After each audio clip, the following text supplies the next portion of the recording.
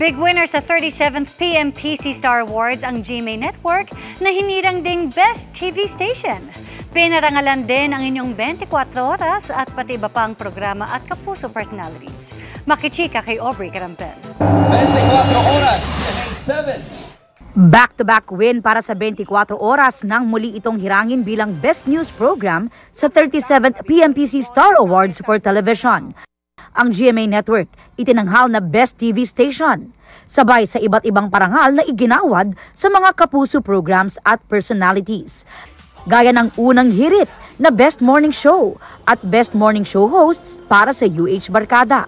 This award is dedicated to all the loyal Unang Hirit viewers. Pinatutuloy po kami sa kanilang mga tahanan for the past 25 years. Mainit na pinag-uusapan ngayon. Ang kapuso mo, Jessica Soho, ang Best Magazine Show. Best Public Service Program ang Wish Ko Lang. Best Lifestyle Travel Show ang pinasarap sa GTV at ang host nito na si Cara David ang Best Lifestyle Travel Show host. Pinarangalan din si Cara kasama sina Sandra Aguinaldo, Howie Severino, Atom Araulio, Mav Gonzalez at John Consulta bilang Best Documentary Show hosts para sa Eyewitness. Ito po ay alay namin sa lahat po ng mga Pilipino na pinagkakatiwalaan po kami sa kanilang mga storya. Best Documentary Program naman ang The Atom Araulio Specials.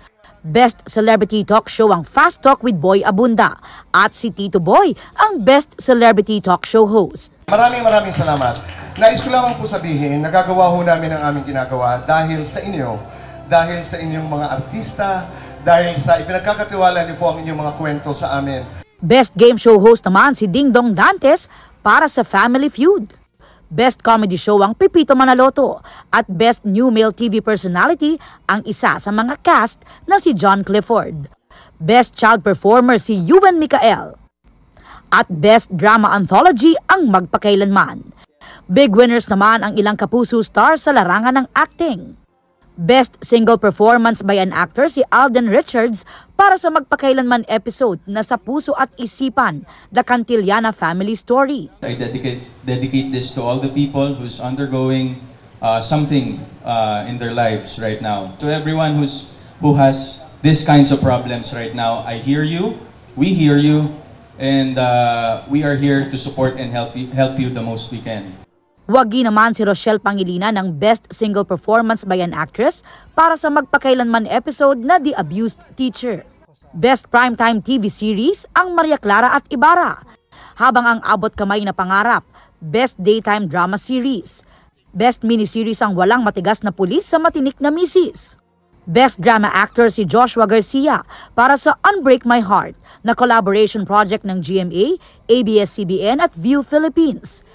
Best Drama Actress si Infinite star Rian Ramos para sa kanyang pagganap as Margaret Royales sa Royal Blood. Thank you so much GMA for always entrusting me with such beautiful roles, and this just encourages me na I want to give this network my very best. Best Comedy Actress si Charis Solomon. Dinedicate naman ni Paolo Contis ang kanyang Best Comedy Actor win sa kanyang namayapang manager na si Lolit Solis. Best Variety Show ang It's Showtime. At Herman Moreno Power Tandem Award naman ang iginawad sa Bar the Love Team ni na Barbie Forteza at David Licauco. Aubrey Carampel, updated showbiz happenings.